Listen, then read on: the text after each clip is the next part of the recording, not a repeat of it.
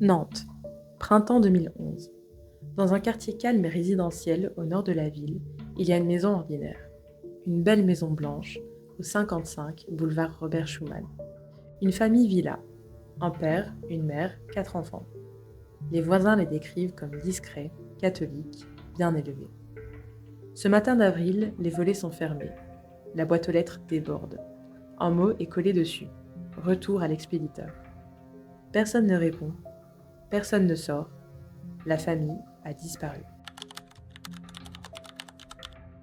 Ce que vous allez découvrir dans cette vidéo, c'est l'histoire la plus troublante de la justice française de ces 20 dernières années. Un crime d'une précision chirurgicale, une fuite méticuleusement orchestrée, et un homme, le père, qui s'est volatilisé sans laisser la moindre trace. 15 ans plus tard, Xavier Dupont de Ligonnès reste l'homme le plus recherché de France. Voici son histoire.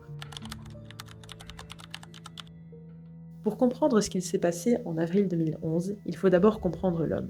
Xavier Pierre-Marie Dupont de Ligonnès, né le 9 janvier 1961 à Versailles. Son nom en impose. La famille Dupont de Ligonnès appartient à la vieille noblesse française. Des officiers, un évêque, des chevaliers de la Légion d'honneur. Un arbre généalogique qui remonte au XVIIe siècle.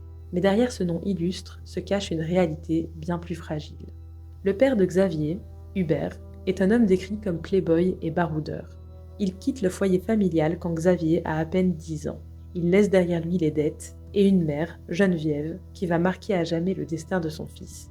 Geneviève de Ligonnès est une femme profondément croyante, mais pas d'une foi ordinaire. Elle appartient à un mouvement religieux radical, l'église de Philadelphie, aussi appelée le Jardin.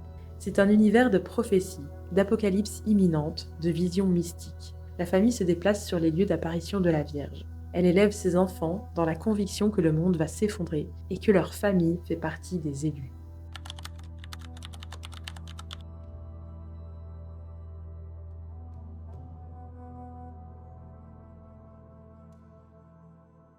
Jusqu'à l'âge de 35 ans, Xavier est persuadé d'être un élu de Dieu, destiné à siéger au gouvernement du Christ roi après l'Apocalypse. Puis un jour, la foi s'effondre. Il perd tout repère spirituel d'un coup.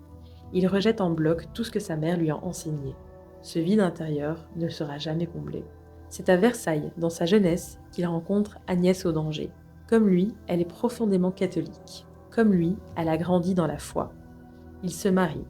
4 enfants naissent en quelques années. Arthur en 1990, Thomas en 1992, Anne en 1993 et Benoît en 1997. De l'extérieur, c'est le portrait de la famille parfaite. Un père courtois et cultivé, une mère discrète et pieuse et 4 enfants bien élevés dans une belle maison nantaise. Mais ce tableau cache une réalité que peu de gens connaissent vraiment. Sur le plan professionnel, Xavier Dupont de Ligonnès accumule les échecs. Importation d'objets en bois de Tunisie, importation de voitures américaines, guide pour commerciaux itinérants, carte de fidélité, fédération de commerçants. Rien ne fonctionne. Jamais. Selon le procureur de Nantes, il ne déclare au fisc que 4 000 € par an. 4 000 € pour faire vivre une famille de 6 personnes, payer un loyer de 1 600 € par mois, financer les études de musicologie de Thomas, les lycées privés des autres enfants. Les dettes s'accumulent, les courriers recommandés aussi. À la fin, il n'allait même plus les chercher à la poste.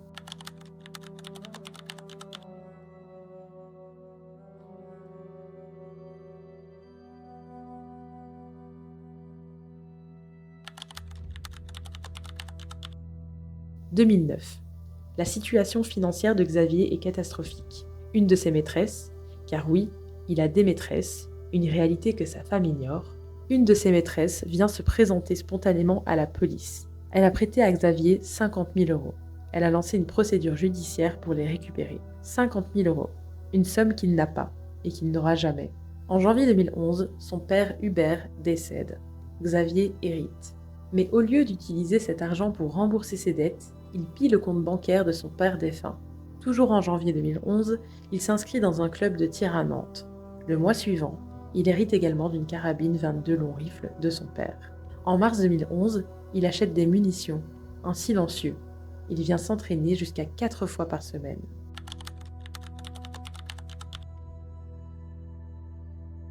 Mais dans les semaines précédant les crimes, il écrit un mail glaçant à 2 amis proches, Emmanuel et Michel, des hommes qu'il considère comme des frères. Et dans cet email, il écrit « Si ça tourne mal, je n'ai que 2 solutions. Me foutre en l'air avec ma voiture ou foutre le feu à la baraque quand tout le monde dort. PS, je suis très sérieux, lucide et sous l'emprise d'aucune drogue ni d'aucun alcool. » Il joint à cet email un document. Le fichier s'appelle disposition.doc. C'est un testament. Et dans un autre email, envoyé quelques semaines plus tard, il va encore plus loin. Je serai donc fin août, début septembre, au pied du mur, avec une décision définitive à prendre. Suicide seul ou suicide collectif? Suicide collectif. Il envisage de tuer toute sa famille. Il l'écrit noir sur blanc et il l'envoie à ses amis. Et personne n'alerte les autorités.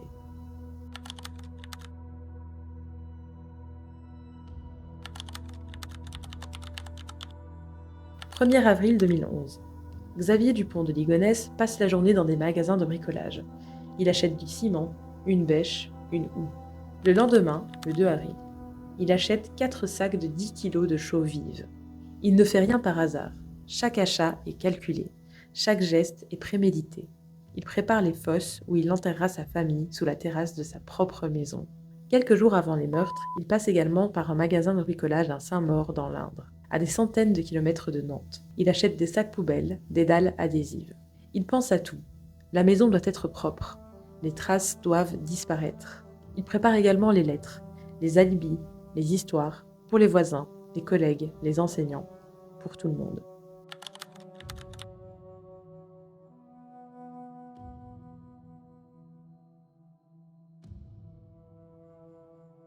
C'est le premier mensonge public, la mutation en Australie.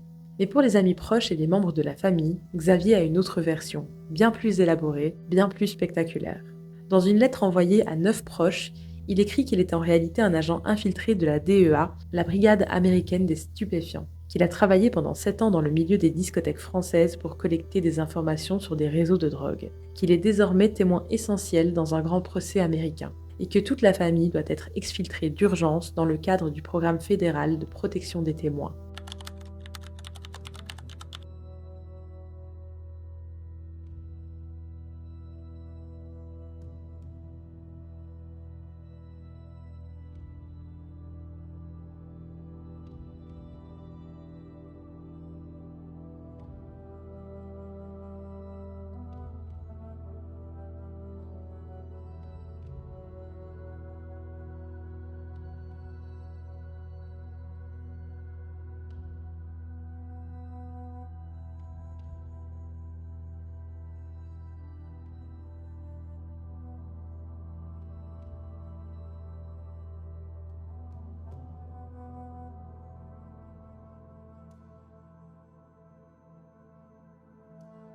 Il y a dans cette lettre un passage qui donne froid dans le dos. Parmi les instructions qu'il laisse à ses proches, Xavier demande à un ami prénommé Cédric de ne pas s'occuper des gravats et autres bazars entassés sous la terrasse. Ces gravats, ce sont les corps de sa femme et de ses enfants. Il vient de les enterrer. Et il se donne la peine de préciser, noir sur blanc, qu'il ne faut pas y toucher. Dimanche 3 avril 2011, en soirée. Xavier emmène sa femme Agnès et 3 de leurs enfants, Arthur, Anne et Benoît, dîner au restaurant, puis au cinéma. Le 4e enfant, Thomas, est absent. Il étudie la musicologie à Angers. Ce soir-là, il est chez un ami. C'est probablement le dernier repas d'Agnès, d'Arthur, d'Anne et de Benoît. Car en rentrant de cette soirée ordinaire, ils vont mourir. Dans la nuit du 3 au 4 avril, selon les enquêteurs, Xavier tire sur Agnès, Arthur, Anne et Benoît pendant leur sommeil. L'arme, la carabine 22 longs rifles héritée de son père. L'arme avec laquelle il s'est entraîné pendant des semaines. Les autopsies révéleront une exécution méthodique. Chaque victime a reçu au moins 2 balles dans la tête. Mais il manque encore Thomas. Le 5 avril, Thomas passe la soirée chez son ami à Angers. Ils font de la musique, regardent la télévision. Thomas s'apprête à passer la nuit là-bas. Puis son téléphone sonne. C'est son père. Xavier lui dit que sa mère a eu un accident de vélo, qu'elle ne va pas bien, qu'il faut qu'il rentre. Thomas prend le train. Il rentre à Nantes. Il ne sait pas ce qu'il attend. Dans la nuit du 5 au 6 avril, Xavier tue son dernier fils. Il tue également les 2 chiens de la famille. Puis il enterre tout le monde sous la terrasse. Sa femme, ses 4 enfants, enroulés dans des draps, recouverts de chaux vives. Il travaille dans un espace de moins d'1,20 m de haut. il déplace 2,5 mètres cubes de terre, seul, en 4 jours, avec des problèmes de dos et d'épaules. Le 5 avril, pendant que Thomas est encore en vie quelque part dans un train, un huissier de justice se présente au 55 boulevard Robert Schumann. Il vient réclamer une créance de 20 000 €. Il trouve porte close et il repart. Xavier Dupont de Ligonnès n'est pas un homme qui s'enfuit dans la panique. C'est un homme qui exécute un plan. Dès le 8 avril, les lettres partent. Les mensonges sont en place. Le 11 avril, il est aperçu à La Rochelle. La nuit du 11 au 12 avril, il dort à l'hôtel première classe de Blagnac, près de Toulouse. Il règle par carte bancaire. Son vrai nom. Il n'a pas encore besoin de se cacher. La nuit suivante, du 12 au 13 avril, il change de registre. Il dîne et dort à l'auberge de Cassagne, un établissement haut de gamme sur la commune de Pontet, dans le Vaucluse.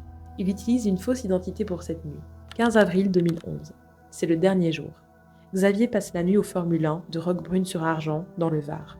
Le lendemain matin, il retire 30 € à un distributeur de billets. 30 €. Le dernier retrait connu. Il laisse sa Citroën C5 bleue métallisée garée devant l'hôtel. Il part à pied, un sac sur le dos. Un témoin le voit s'éloigner.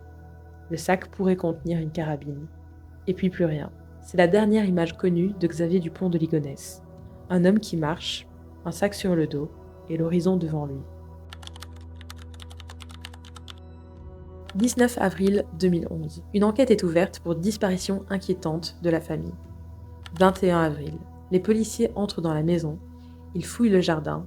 Sous la terrasse, ils trouvent les premières traces. Le procureur de Nantes, Xavier Ronsin, fait une annonce à la presse ce jour-là.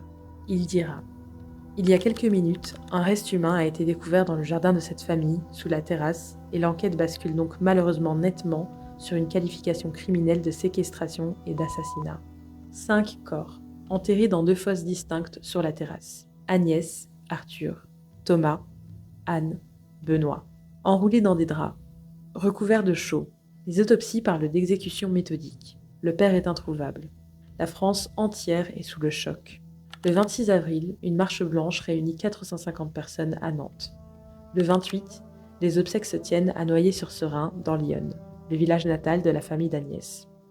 Xavier Dupont de Ligonnès n'y assistera pas. Depuis le 15 avril 2011, près de 1750 signalements ont été traités, en France et à l'étranger.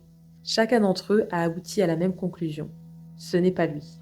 Voici les pistes les plus marquantes. Versailles, juin 2011. Une enseignante affirme l'avoir reconnu dans un bus à Versailles. Elle l'a pris en photo, mais a oublié d'enlever le cache de l'objectif. Les enquêteurs surveillent les lieux.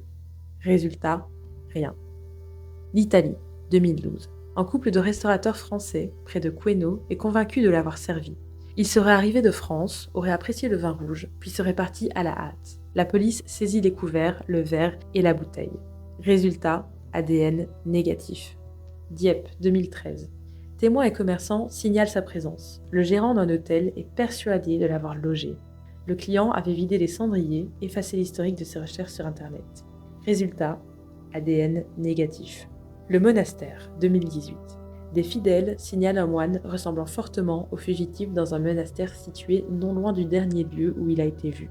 La police judiciaire intervient, le monastère est perquisitionné. Résultat, test ADN négatif. Glasgow, 2019.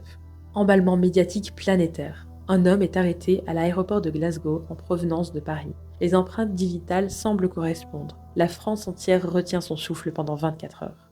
Il s'agit en réalité de Guy Joao, un retraité de chez Renault qui rejoint son épouse écossaise. Résultat, erreur sur la personne confirmée par ADN. 2015.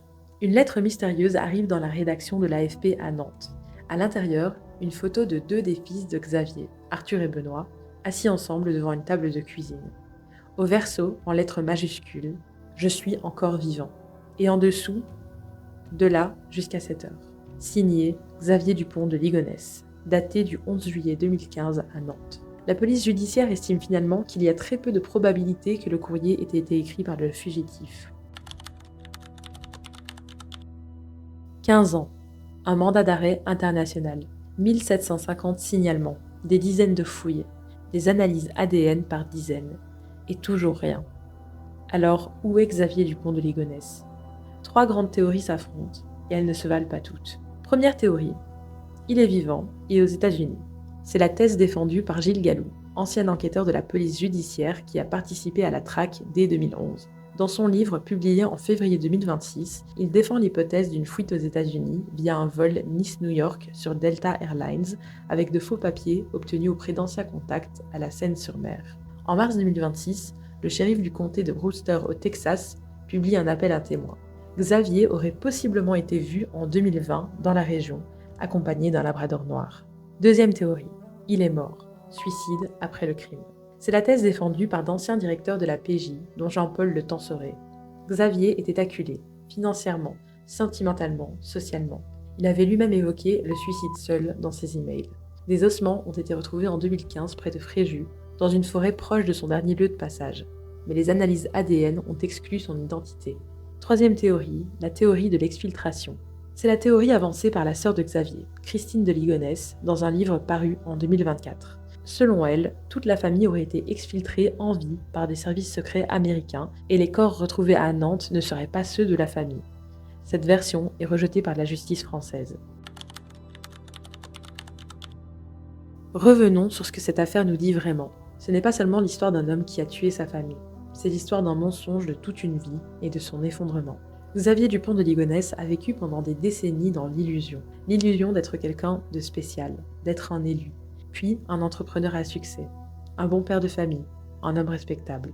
Quand cette illusion a commencé à s'effondrer, les dettes, les échecs, la maîtresse, il n'a trouvé d'autre issue que de tout détruire. La double vie comme mode de survie. Xavier n'était pas seulement endetté, il mentait à tout le monde, tout le temps, à sa femme, ses amis, ses banquiers, au fisc. La manipulation était son langage naturel, hérité peut-être de cette enfance dans un univers sectaire où la réalité était constamment réinventée. L'effondrement d'un narcissique. Pour le psychiatre et criminologue Pierre Lamotte, le profil de Xavier correspond à celui d'un narcissiste pathologique, un homme qui ne supporte pas l'échec, qui préfère tout détruire plutôt qu'affronter la réalité. Quand on veut se suicider, on le fait sans aller enterrer les corps sous une terrasse avec de la chaux. Ce travail énorme signe clairement qu'il va y avoir une fuite. Une fuite planifiée, pas improvisée. La façon dont Xavier a organisé sa disparition, les lettres, les alibis, les achats de matériel étalés sur plusieurs semaines, les fausses identités, les contacts potentiels à l'étranger, tout indique une préparation de plusieurs mois. Ce n'est pas un homme qui a craqué, c'est un homme qui avait un plan. La famille endeuillée qui attend encore.